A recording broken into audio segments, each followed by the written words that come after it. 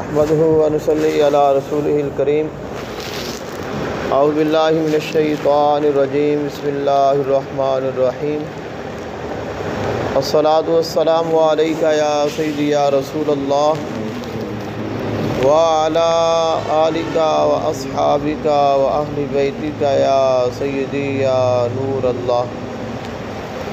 محترم حاضرین، اللہ تعالیٰ نے قرآن مجید فرقان حمید میں ارشاد فرمایا وَلَا تَقُولُوا لِمَن يُقْتَلُ فِي سَبِيلِ اللَّهِ أَمْوَاتٌ بَلْ أَحْيَاءٌ وَلَكِن لَّا تَشْعُرُونَ۔ فرمایا وہ لوگ جو اللہ تعالیٰ کی راہ میں شہید کر دیے جائیں ان کو تم نے مردہ نہیں کہنا، بلکہ وہ زندہ ہیں لیکن تمہیں ان کی زندگی کا شعور نہیں ہے۔ امام علی مقام سیدنا حضرت امام حسین علیہ السلام آپ مکہ المکرمہ میں موجود ہیں اور اہل کوفہ کی جانب سے کثرت کے ساتھ خطوط آ رہے ہیں، اور آپ نے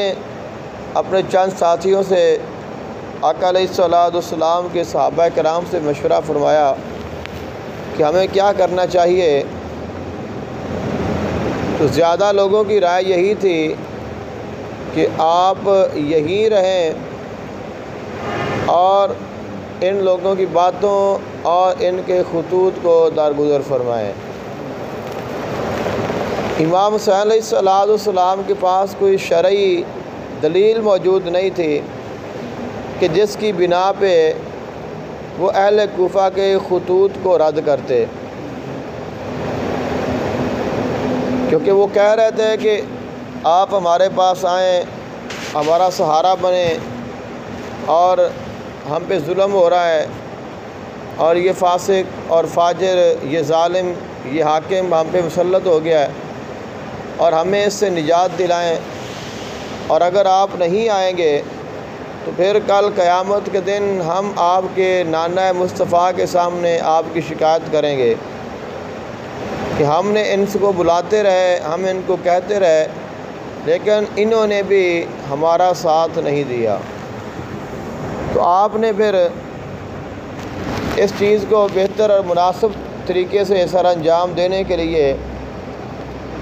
اپنے چچا زاد بھائی حضرت مسلم بن عقیل رضی اللہ تعالیٰ عنہ آپ کو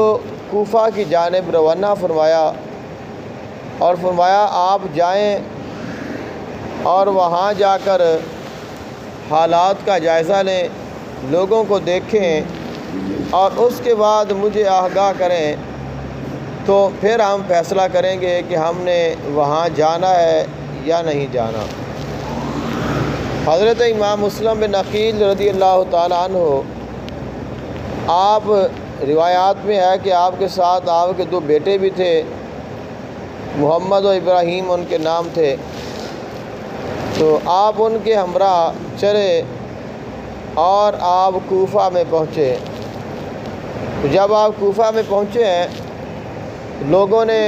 بڑے جوش اور خروش کے ساتھ آپ کا استقبال کیا اور لوگ ہزاروں کی تعداد میں آئے اور آپ کے ہاتھ پر امام حسین علیہ السلام کی بیعت کی۔ سارے لوگ آپ کے پیچھے کھڑے ہو گئے، سارا شہر آپ کے ساتھ ہو گیا اور لوگ بڑے خوش ہیں، اور وہ کہہ رہے ہیں کہ حضور آپ امام حسین علیہ السلام سے فرمائیں کہ وہ بھی تشریف لائیں۔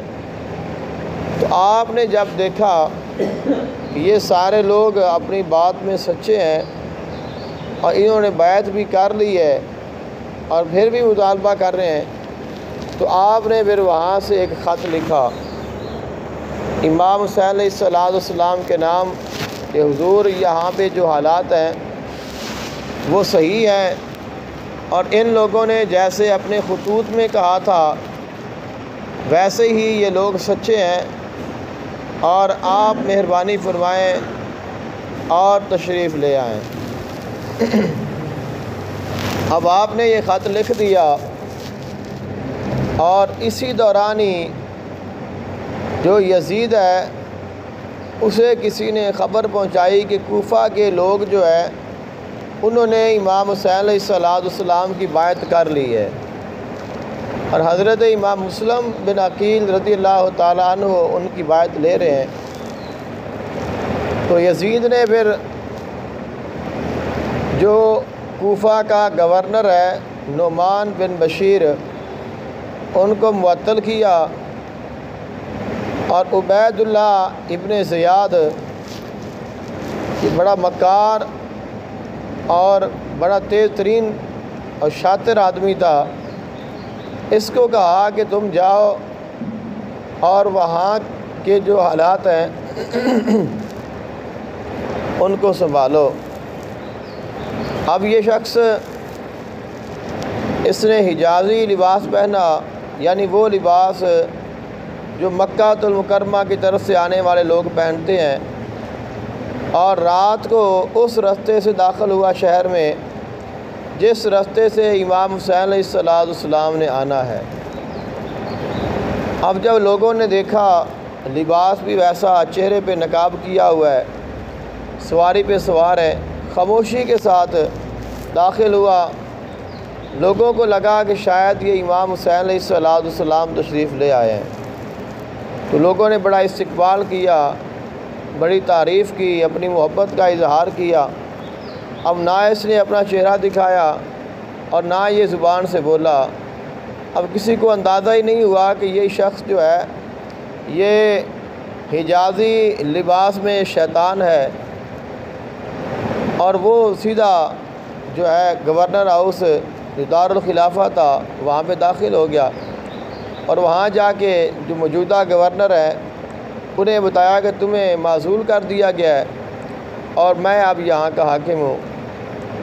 تو اس کے بعد پھر اس نے اپنے تمام لوگوں کو جمع کیا۔ اب جو عوام تھے ان کے ذہن میں تو یہ تھا کہ امام حسین علیہ السلام تشریف لے آئے ہیں، اور وہ سارے کے سارے رات تو گزری، تو صبح وہ سارے گورنر ہاؤس کے پاس جمع ہو گئے خود ہی کہ اب ہمارے امام نکلیں گے اور ہم سے کوئی نہ کوئی بات کریں گے۔ تو جب وہ لوگ جمع ہوئے تو امام حسین علیہ السلام کی بجائے یہ شخص نمودار ہوا، اور اس نے لوگوں کو ڈرایا، دھمکایا، اور یہ کہا کہ جو امام حسین علیہ السلام کا ساتھ دے گا امام مسلم کا ساتھ دے گا، یہاں تک کہ جو امام مسلم کو پناہ دے گا اسے بھی قتل کر دیا جائے گا۔ اور اس کے ساتھ اس نے یہ چال چلی کہ یہ جو رات کو آیا ہے تو راتوں رات اس نے جتنے بھی کوفہ والے لوگ تھے، ان کے قبائل تھے، ان کے جو بڑے تھے، خاندانوں میں لوگ بڑے ہوتے ہیں، تو تمام خاندانوں کے جو بڑے لوگ ہیں انہیں راتوں رات اٹھا لیا اور ان سب کو اپنے گورنر ہاؤس میں قید کر لیا۔ اب لوگوں کو پتہ ہی نہیں ہے اس بات کا کہ ہمارے جو گھروں کے بڑے ہیں وہ وہاں پہ پہنچے ہوئے ہیں۔ تو اب جب لوگوں کو پتہ چلا دن کہ یہ تو ابن زیاد ہے اور یہ تو امام مسلم کی مخالفت کر رہا ہے، امام حسین کی مخالفت کر رہا ہے، تو لوگ سارے جمع ہو گئے حضرت امام مسلم کے ساتھ کہ ہم ان کے ساتھ لڑائی کریں گے، مقابلہ کریں گے، اور ہم انہیں گورنر ہاؤس سے نکالیں گے اور یہاں پہ جو ہے ان کو نہیں رہنے دیں گے۔ جب ابن زیاد نے دیکھا کہ یہ سارے لوگ تو امام مسلم کے ساتھ کھڑے ہو گئے ہیں، تو اس نے پھر وہ جو بڑے ان کے خاندانوں کے لوگ تھے جو اس نے رات کو اٹھا لیے تھے، ان سب کو گورنر ہاؤس کی چھت پہ لایا اور انہیں اندر سے ڈرا دھمکا کے لایا کہ اگر تم اپنے لوگوں کو، اپنے خاندان والے لوگوں کو مطمئن نہ کر سکے اور واپس نہ بھیج سکے تو پھر تمہاری گردنیں اڑا دی جائیں گی۔ تو اب یہ لوگ آئے اور انہوں نے اپنے اپنے جو خاندان کے لوگ تھے انہیں کہا کہ تم چلے جاؤ واپس، یہ جنگ ہے، لڑائی ہے، یہ موت ہے، تمہیں قتل کر دیا جائے گا، تمہارے بچوں کو قتل کر دیا جائے گا، تمہارے بیویاں جو ہے وہ بیوہ ہو جائیں گی، تمہارے خاندان اجڑ جائیں گے، لہذا تم امام مسلم کا ساتھ نہ دو، اپنا مال اور اپنی جان اور اپنی اولاد کی حفاظت کرو اور اپنے اپنے گھروں کو لوٹ جاؤ۔ اب جو خاندان والے لوگوں کا کچھ اثر بھی ہوتا ہے، اور پھر ان لوگوں کی جو صفت ہے اس میں بے وفائی بھی تھی، تو اب ڈر بھی تھا، اس لیے یہ لوگ تقریباً 40,000 لوگ تھے جو امام مسلم کے ساتھ تھے، اور یہ سارے کے سارے اپنے اپنے گھروں کو لوٹ گئے، یہاں تک کہ صرف چند افراد جو ہیں وہ حضرت امام مسلم رضی اللہ تعالیٰ عنہ کے ساتھ رہ گئے۔ تو اب آپ واپس لوٹ گئے کیونکہ وہ سارا جو نقشہ تھا تبدیل ہو گیا۔ تو آپ نے روایت ہے کہ مغرب کی نماز پڑھائی ہے، اور اس وقت آپ کے ساتھ تقریباً 500 آدمی تھے، 40,000 میں سے 500 آدمی رہ گئے ہیں۔ تو آپ نے جماعت کرائی ہے، لیکن جب آپ نے سلام پھیرا تو آپ کے پیچھے کوئی ایک آدمی بھی نہیں تھا، دوران نماز ہی لوگ اپنے اپنے گھروں کو دوڑ گئے۔ تو اب آپ اکیلے رہ گئے، اور پھر آپ جب نکلے ہیں مسجد سے تو لوگوں نے اپنے گھروں کے دروازے بند کر لیے، اور کسی نے امام مسلم کو پناہ بھی نہ دی کہ ایک رات گزارنے کے لیے بھی ان کو جگہ دے دی جائے۔ تو آپ پریشان ہوئے، اور سب سے زیادہ آپ کو جو غم تھا وہ اس بات کا تھا کہ میں نے امام حسین علیہ السلام کو خط لکھ دیا ہے کہ یہاں پہ حالات بہت اچھے ہیں اور آپ تشریف لے آئیں، لیکن یہاں تو سب کچھ بدل گیا ہے۔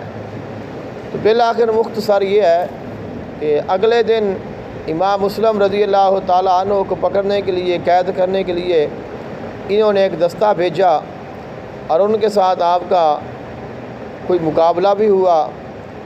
اور بالآخر انہوں نے دھوکے کے ساتھ، ویسے تو نہیں قید کر سکے، نہ پکڑ سکے ہیں، انہوں نے کہا کہ آپ آئیں، اور ابن زیاد آپ کے ساتھ بات چیت کرنا چاہتا ہے، آپ کے ساتھ صلح کرنا چاہتا ہے، اور ہم آپ کے ساتھ کچھ شرائط طے کریں گے، لہذا آپ آئیں، ہم بیٹھ کے بات چیت کرتے ہیں اور اس معاملے کا حل نکالتے ہیں۔ تو آپ اس بات پہ ایگری ہوئے۔ تو جب آپ وہاں پہ گئے ہیں تو انہوں نے حضرت امام مسلم رضی اللہ تعالیٰ عنہ کو اگلے دن دارالخلافہ کی چھت پہ لے جا کے شہید کرا دیا، اور آپ کے جو بچے تھے انہیں بھی شہید کرا دیا، اور جس نے آپ کو پناہ دی تھی ایک رات کے لیے اسے بھی شہید کرا دیا گیا، اور ان کے جو سر ہیں تمام شہداء کے ان کو پورے شہر میں پھرایا گیا کہ تاکہ کوئی بھی شخص جو ہے وہ امام حسین علیہ السلام کے ساتھ کھڑا ہونے پر راضی نہ ہو۔ اور یہ اس دن آپ کی شہادت ہوئی ہے کہ جس دن امام حسین علیہ السلام مکہ المکرمہ سے کوفہ کے لیے روانہ ہوئے ہیں۔ دعا ہے اللہ تعالیٰ محبت اہل بیت نصیب فرمائے۔